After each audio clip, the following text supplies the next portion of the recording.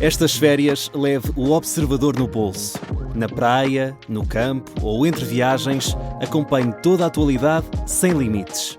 Assine com 40€ de desconto e habilite-se a ganhar uma estadia de 2 noites num dos hotéis boutique da Small Portuguese Hotels.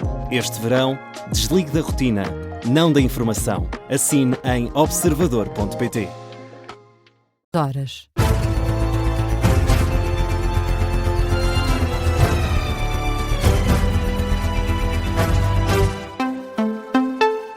As notícias com Carlos Pedro.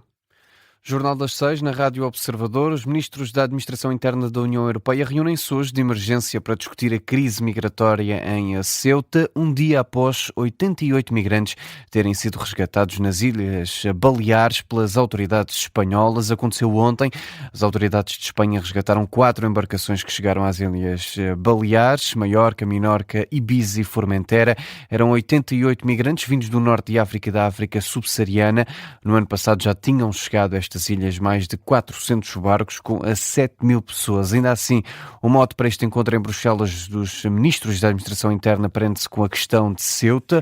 Ontem, o chefe da diplomacia italiana voltou a pedir a exclusão de Espanha do espaço Schengen. Diz que é um processo que está em conformidade com os tratados da União Europeia e alega que permanecem 5.000 migrantes no enclave espanhol. De resto, a Itália é um dos 22 países que pediram esta reunião de emergência para analisar os recentes acontecimentos em Ceuta. Estes países culpam Madrid pela crise migratória vivida no enclave. É também por isso alvo das críticas do governo de Pedro Sánchez, que continua a defender-se. O governo espanhol veio ontem esclarecer o acordo do Supremo Tribunal que impedia os migrantes que chegassem a nado a Ceuta de serem imediatamente repatriados. Ora, o executivo de Pedro Sánchez diz que a alteração não abre qualquer via de entrada no país, não altera a lei de estrangeiros, nem impede o regresso ao país de origem. Por outro lado, Marrocos garante que alertou a Espanha sobre esta sentença do Tribunal espanhol. Rabat diz que a decisão enfraquece a cooperação entre os dois países na gestão migratória e, por isso, divide responsabilidades. São temas para serem discutidos nesta reunião de emergência do Bloco dos 27. Portugal não assina a carta que critica a Espanha, mas vai fazer-se representar nesta reunião por Luís Neves. A vida segue, entretanto, em Ceuta e milhares de migrantes continuam na cidade espanhola, em território africano.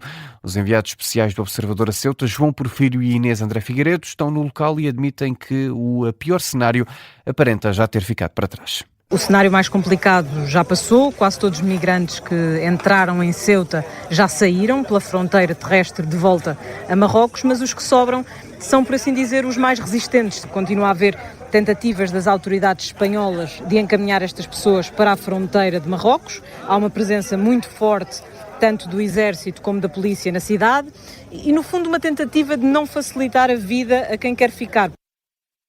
O testemunho da jornalista Inês André Figueiredo na última tarde em Ceuta, onde permanece entre 3 a 5 mil migrantes no enclave espanhol em território africano.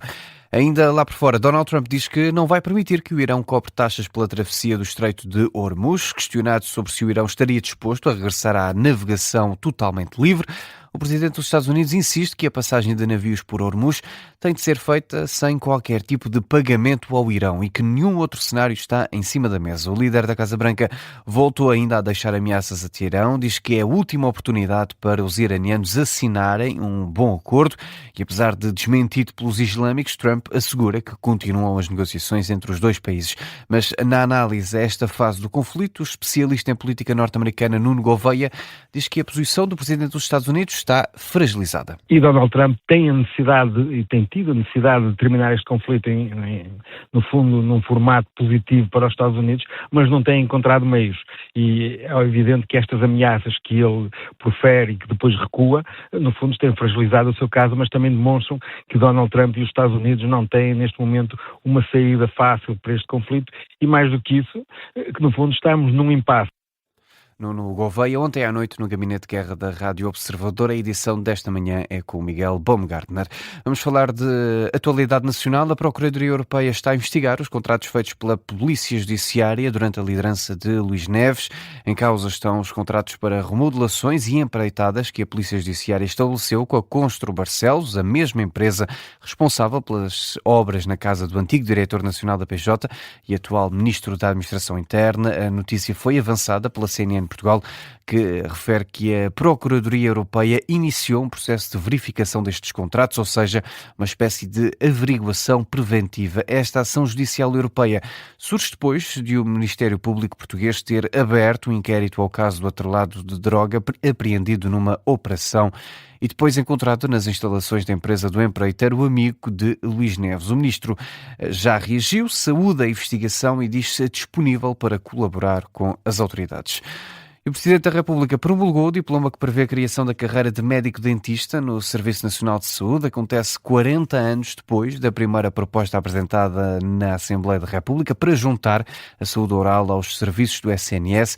É o que dá conta o Presidente da Ordem dos Médicos Dentistas, Miguel Pavão. O diploma prevê agora que os dentistas passem a estar integrados nos serviços de saúde oral das unidades locais de saúde já dentro de 3 meses.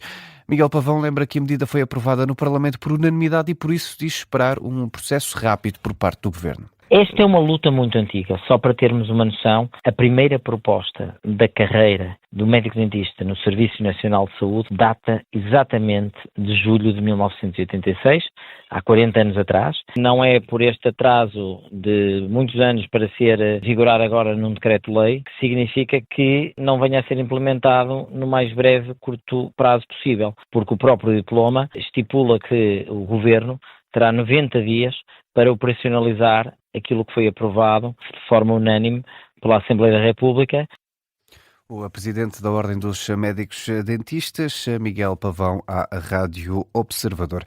Na educação, o Ministro Fernando Alexandre garante que todos os alunos estão em igualdade de circunstâncias no acesso ao ensino superior e o Ministro recusa também alterar o calendário do início das aulas do terceiro ciclo. O Ministro esteve ontem a prestar esclarecimentos na Comissão Permanente do Parlamento para debater os problemas com os exames nacionais. Confirmou que o início das aulas do terceiro ciclo terá lugar entre os dias 11 e 15 de setembro, como estava inicialmente previsto. E Martim Madeira, a sessão de ontem com o Ministro deu para garantir respostas às dúvidas. Na minha vida pessoal e na minha vida profissional, nunca virei costas a problemas complexos ou desafios exigentes. Foi o rap deixado por Fernando Alexandre no regresso ao Parlamento para responder aos partidos da oposição. Na intervenção inicial, o Ministro da Educação explica que praticamente todas as provas da segunda fase estão corrigidas. Ao início da tarde, estavam já classificadas 97% das respostas das cerca das 90 mil provas realizadas na segunda fase. A disrupção começou cedo, com o Chega a indicar que Fernando Alexandre não queria responder às perguntas. O PSD procurou evitar que o Sr. Ministro respondesse a perguntas e viesse apenas a este Parlamento fazer uma intervenção política, coisa que podia fazer em qualquer local fora daqui. Uma intervenção que levou um despique ao Presidente da Assembleia. Mais tarde, o foco de André Ventura mudou, desta vez para o Ministro da Administração Interna. Querem proteger o Ministro Luís Neves, mesmo que isso signifique tirar para a fogueira o Ministro Fernando Alexandre. Quero, por isso, deixar ao país uma garantia. Contra tudo e contra todos, a Comissão de Inquérito avançará. Ainda à direita, a Iniciativa Liberal, pela voz de Angelique Teresa, manteve a rota inicialmente designada e queria ver respondidas certas perguntas. Foi enganado ou deixou-se enganar? Ou deixou que o PRR o atirasse para esta situação? Já à esquerda, o PS deixa duras críticas. Porfírio Silva explica que os socialistas não são contra a reforma no ensino. Nós não somos contra reformas. Somos contra a imprudência e a impreparação para implementar. E do Bloco, Fábio Figueiredo dá cognomes a Fernando Alexandre. O Sr. Ministro deve ter imaginado na história como Fernando o digitalizador.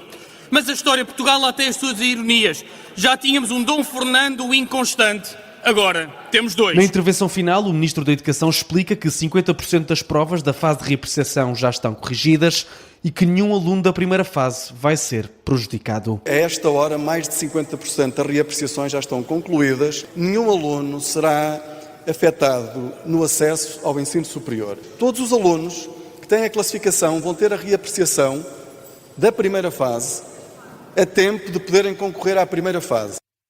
O jornalista Martim Madeira com as explicações do ministro Fernando Alexandre na audição de ontem na Comissão Permanente da Assembleia da República. Fecha assim este jornal das 6 da manhã. A informação regressa à Rádio Observador com a síntese das 6h30. Até já.